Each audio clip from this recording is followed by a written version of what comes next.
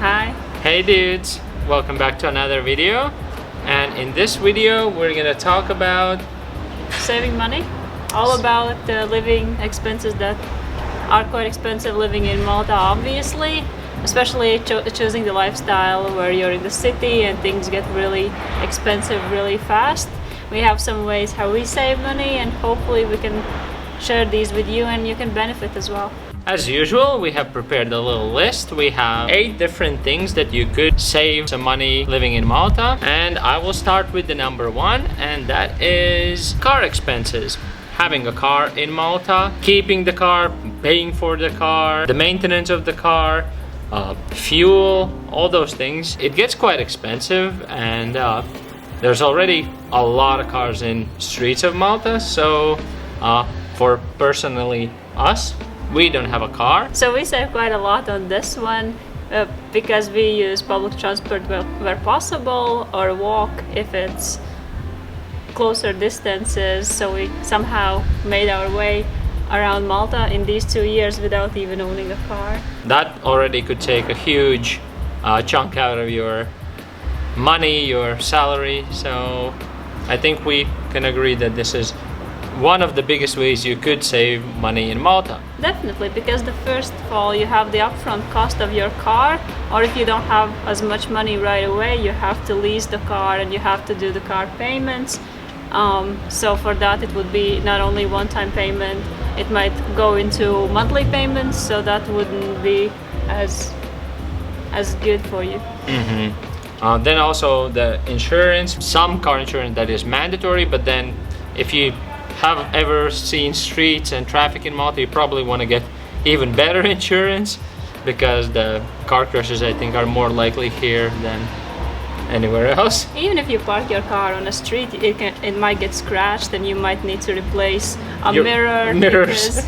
The streets are really narrow here, so the likelihood of that happening is quite high. This also ties in with our next point, which is long-term payments. By this we mean anything that you would pay on monthly basis, such as your car maintenance, lease payments, mortgages, even your phone contract in some cases, because that can add up money too, and that is expense you can easily avoid if you buy prepaid cards and only use the allowance you have on the card. We do understand a couple of these things are unavoidable, like for example, if you don't own your house, you're gonna have to pay rent, or you're gonna have to pay mortgage. But in our opinion, we were not the kind of people who would take out big sums of money and would be comfortable with Having that kind of big loans. Yeah, in Malta property costs are very high, so that would be a big no for us. Like because you would tie yourself in minimum 20 years of payments each month, and you have to guarantee that you have to be confident enough that you will bring that money in. And for us, it's something that we wouldn't be comfortable with doing it, because I think you have great experience with paying back your student loans and how that felt, even if the money was a lot lower than the average housing would cost. Yeah, of course, I'm not sure exactly about Malta university costs. I had my own student loan, and I felt like that was one of the biggest mistakes, but at the same time I didn't have much choice at that time. But I did my best to get rid of it as quickly as I could. I rather paid most of my salary into that so that it disappears quicker than I was supposed to pay it. That's the thing, if you're young, you not always know which is the best way to do things. Obviously, the student loans are one of the things, if you're not coming from the rich families, you might have to just deal with that. However, mortgages is quite an adult thing, so it's not that you were kind of going into it without really realizing the ways you're going to pay it back. So I would put more thought into it before you actually commit to sums like that. And when we talk about having these kind of monthly payments or loan payments, we will go into our number 3 on our list, and that is upgrading your appliances and electronics when something new comes out. If you want to get the latest phones, and because they just look nicer and shinier, you might have to tie yourself to, sometimes for the more expensive phones, you have to have even 3-year contract just to pay off a phone or computers and things like that. And the thing is, we never took out anything that was on payment. So if we have to replace our computers or if we have to replace our phones, we pay the full amount. And we usually try not to even buy the latest things. With the phones, for example, we bought already like 2 years old new phones that were already half price from what they cost when they first come out. That's how we kind of save the money, and we pay up front. And so if we buy them new in the box, we do believe that they will last us longer, which I personally believe is true. But we still find a way to only pay half of what it would cost like 2 years ago, even if it's the same brand new item in the box. Since I'm very interested in cameras and all the camera gear, of course each year and half year and a couple of months you will get something newer, something shinier, something more beautiful, with this little thing that's now better and that thing that's now better. Of course I wouldn't mind getting something that's cooler and nicer and somehow better than the previous one, but right now, like, the things that I have still work and they still do their job, and the quality is still good enough. So for me, I don't see any reason to keep upgrading, especially because you have to take into account about Malta that all electronics are going to be not even just but more expensive than anywhere else, because everything has to be shipped here, and they're not going to have backstock of a lot of things like other countries, like warehouses. They usually order small quantities of things to Malta because they don't know how things are going to sell, so the prices are higher. Another tip that I could recommend from our own experience is, before you go and buy something right away, do your research. Make sure that the item you're buying is going to meet your needs long term. For example, if you're looking at cameras or if you're looking at phones, if the storage is going to be enough, maybe don't cheap out on the lower storage just because you think it's the short-term solution. Maybe go a little bit high. Maybe you have to pay 100 euros extra on top of the price, but the thing is, it's gonna last you longer. You're not gonna have to buy an upgrade. The fourth on our list is mainly for me, because I was guilty of this the whole time, and that is buying new clothes, upgrading your previous clothes, and believing that the next denims you will buy fit you just right. However, they never do, and then you have to just go and replace them. My issue with buying new clothes was that I used to order a lot online, and then when they arrived I just tried them on and be like, yeah, I can totally wear this, and then 1 week later I'm like, well, doesn't really fit right, and then I have to go and order again. But I didn't go to stores, try things on, because I thought that's a waste of my time, and that's just like a lot of effort, which is, I thought it's easier to just order and wear what you receive, but not always works out. So now, to be honest, I've stopped buying anything, and works for me because I had quite a backlog of the clothing that I already owned. From my side, when we talk about Malta lifestyles and how people dress, you will notice that a lot of people put a lot of huge brand names on their clothing. Like, the brand names are a big deal here, so everyone has their Calvin Klein, Tommy Hilfiger, or whatever it's called, all of these brand logos, Levi's and Fila, all these huge t-shirts with huge logos. That's quite a big deal here, and obviously, like, they will cost a lot more than a simple t-shirt like mine that has no logos and is just a regular t-shirt. The other thing for me is the way I dress. As all my t-shirts they look pretty much the same, and all my trousers look pretty much the same, so everything matches together. I spend very small amount of time figuring out what I'm gonna wear, because everything just matches together. In the past, I would buy everything that's cheapest in the sale because I wanted to save some money, and then I would have quite a lot of clothing that just didn't go together with anything, and I just felt like, yeah, I always look weird. So maybe that's another way I save money, because I barely have to replace anything because everything already fits me and I don't need anything else. I think branded clothes in general are the way where all of us can just cut back, because once it's a branded item, it doesn't matter if it's a t-shirt or it's a bag, it's going to be a lot more expensive than just like something compatible. Number 5 on our list is cutting back on your bad habits, such as, we don't do any of these just for the record, but we have noticed people on the streets, obviously, living in Malta, that they also could really cut back on these, that are not daily necessity for most of us. One of the bad habits that you might have here in Malta, that is a bit more specific to Malta than I've ever seen before, is lottery tickets. And yeah, we did make a video about where we scratched a lottery ticket, but that was probably the first or second time in my life that I've done one, and it was more of a joke.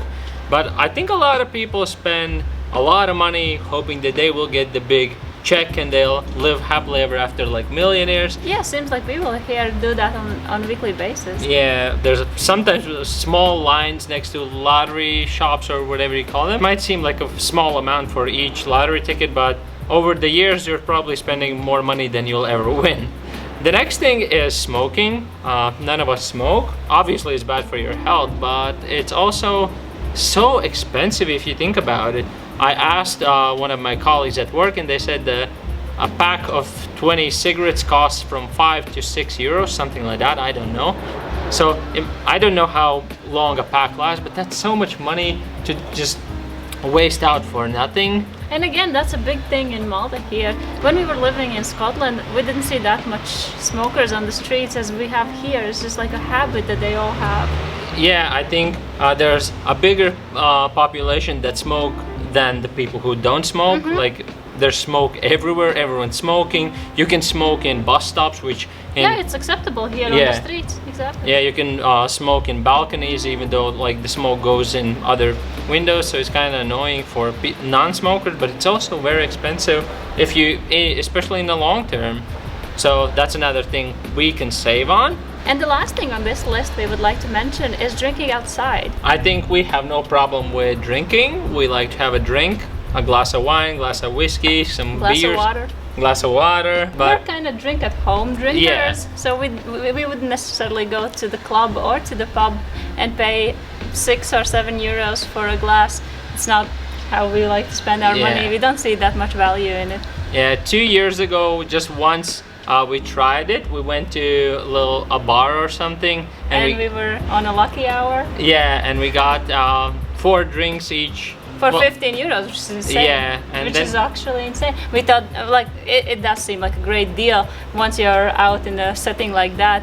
However, think about how many bottles of drinks you could actually buy for that money. Yeah, and drink at home. So maybe it will not work for very social people, but for someone who's not that social, we actually gain on both sides. We would like to chill at home, and we get cheaper drinks. Now this also leads us to our 6th tip or advice, that's eating outside. That's where you can seriously cut back on your spending, and if you're living in the city and if you're trying to save your money and pay more attention to where your money is going, first of the things that you must do, and you can see the biggest impact, is eating outside or ordering food. When we moved here, we were kind of guilty of it. We like to try out a few places here and there, ordering some food because it was so convenient and everything was tasty. And the delivery was super fast because, as you know, Malta is really small, and where we live in Gżira, all the restaurants are nearby in Sliema, and so it would take about 20 to 25 minutes to be cooked and delivered, so it's really convenient. And yeah, it's convenient. The food most of the times is quite tasty, and sometimes it's nice to be going out to a restaurant with friends and everything. But then it costs so much more than cooking the dishes at home. I think even in office cultures, it's quite a big thing to just keep ordering food for lunches, and we just bring our own lunch, so we never participate in that part. I think from our experience, ever since we started working, we started bringing lunch to our work. Yeah, like we always have a packed lunch, so that's a great excuse not to order with everyone else, but... And definitely save some money on a daily basis. Yeah, and also I think we cook very well, very tasty foods, and obviously a lot cheaper, so we don't really see a point in that, and that's a way we save more money. Yeah. So we can move on to number 7 in the list, and that is kind of linked to the previous one, that when it comes to cooking food or preparing food or even going outside, if that's what you want to do, is kind of cutting low on your meat intake, because that can get more expensive than vegetarian and vegan meals. We're, for the record, we are vegetarians, so it's very easy, comes natural for us. But if you're not like that, even replacing a meal a week will save you some money if you go for vegetarian protein like beans and things like that. Can be a lot cheaper than meat. If you're going to get some ordering or go to a restaurant, all the vegetarian, as we've noticed, the pizzas, when we had the government vouchers, we could test some restaurants. Yeah, vegetarian pizzas and other dishes, they will always be cheaper than something with meat on it. And another thing, the way for us is to save the money because we're vegetarians, is that when we're tempted to go to any restaurants, especially McDonald's and Burger King, there's never any options for vegetarians, especially in Malta. It's not that popular, so you don't have a lot of burgers to choose. So when you crave something like that, you can't really have anything, so you don't spend money there. Yeah, and the last thing on our list is how you spend weekends and how to make your weekends cheaper. I know for a lot of people it's like a necessary thing to go to the shopping malls, go for shopping, whatever. If you need it or you don't need it, you just kind of wander around and end up spending money anyway. For us, we don't go to malls on the weekends. It's not like a religion for us. And so instead what you can do is you can hike outside, find something to do that doesn't cost any money. In summer in Malta especially, it's very easy. You can be at the beach or you can be outside and you will have a great Saturday or Sunday. It's, for me, a lot better than going to the malls or going for brunches or lunches and spending all the money. Yeah, and then when you're going to the mall, you see all these nice, interesting things, cooler stuff. So obviously you kind of feel a bit more tempted to spend that money and get the new things. So it kind of goes together with the other things we mentioned, that if you really need to get the latest fashion items, clothing, then yeah, if you're gonna go to a mall and the sign says sale on everything super cheap, of course you're gonna be more tempted to get more stuff.